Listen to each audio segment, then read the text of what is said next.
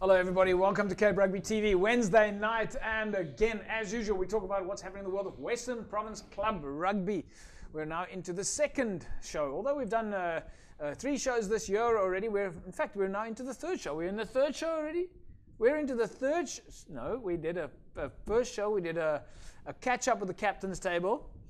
And then we did our second show last week, which was the live show. And then, of course, now this week. That's 3 shows this year already. And can you believe it? It's 9 years. 9 years of Cape Rugby TV. We're waiting for the 10th. We have a big party. Let me introduce you to the panel this evening. Jerome Parvater is back. Hello, Jerome. Yes, JP. It is my second show this week. This is your second show this week. Yeah. Did you do 2 shows this week? I only missed one. I can't believe it. Well, the first one was the captain's table. Where Wasn't I invited? No, you weren't invited. No, your captaincy is finished. And first show back with us, Mr. Danny Jones. Danny, welcome back. Thank you, JP. It's good to be back. I just want to say to you, those other 2 shows, it's not official. Because now it's official. Now it's official. Now it's official. Well, I like the fact that you're wearing your blue shirt. You match in with the Dulux Maitland behind you there. Dulux Maitland is, of course, on board with Cape Rugby TV, folks. 30 Coburg Road for all your paint supplies. Of course, MChem 24-hour pharmacy on the corner of Durban Road and the N1.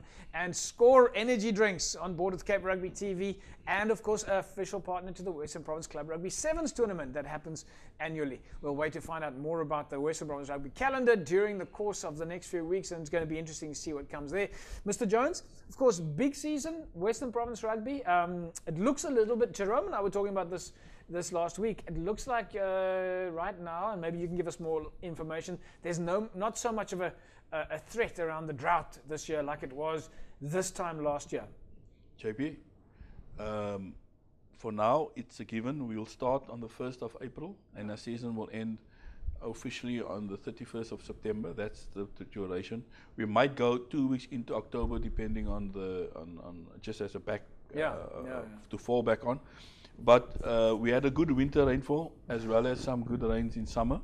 So from our side, we will be meeting the city shortly in the first week or second week in Feb, to engage with them around fields and that. But at the moment, the guys are busy with pre-season training. They're on the field. They're busy with pre-season training.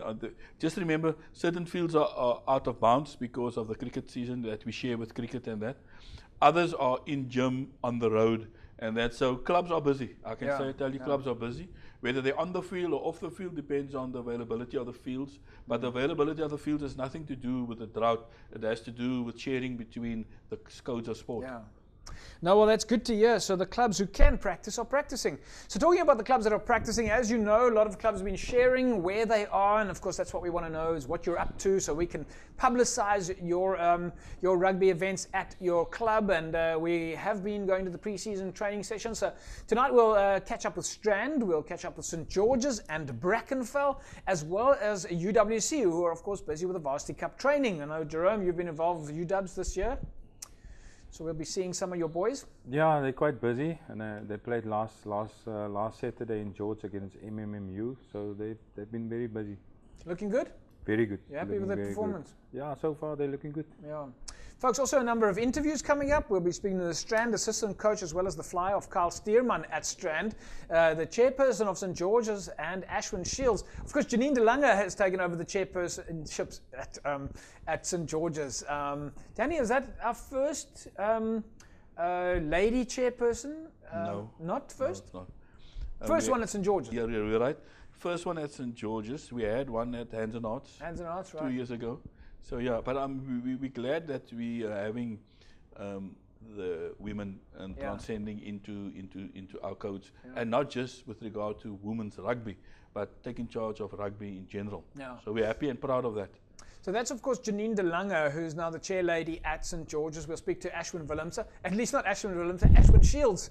Brackenfell's head coach, Tinus van Rensburg, as well as Ruan Hassade is the centre at Brackenfell, and their captain, Llewellyn van Blurk. Those are all Brackenfell interviews. And then also coming up in the UWC segment of the Varsity Cup, we'll speak to head coach there, Chester Williams. Sihle Njezulu is the winger at UWs, as well as Adrian Parvater. Jerome, do you know Adrian Parvater? No, it's my brother Melvin's son, yeah. So there's, obviously. Somebody, Adrian Parvater, folks, of course, the flank and captain at UWC. Nowadays, if you shake a tree, a paarwater falls out. Jerome, julle is op oral so. Ja, I won't say oral. Wat is groter? Laat ek net vra, wat is groter, die paarwater family of die Murat family? It's pretty much even. Danny, the fact that he's actually got to consider that. I think they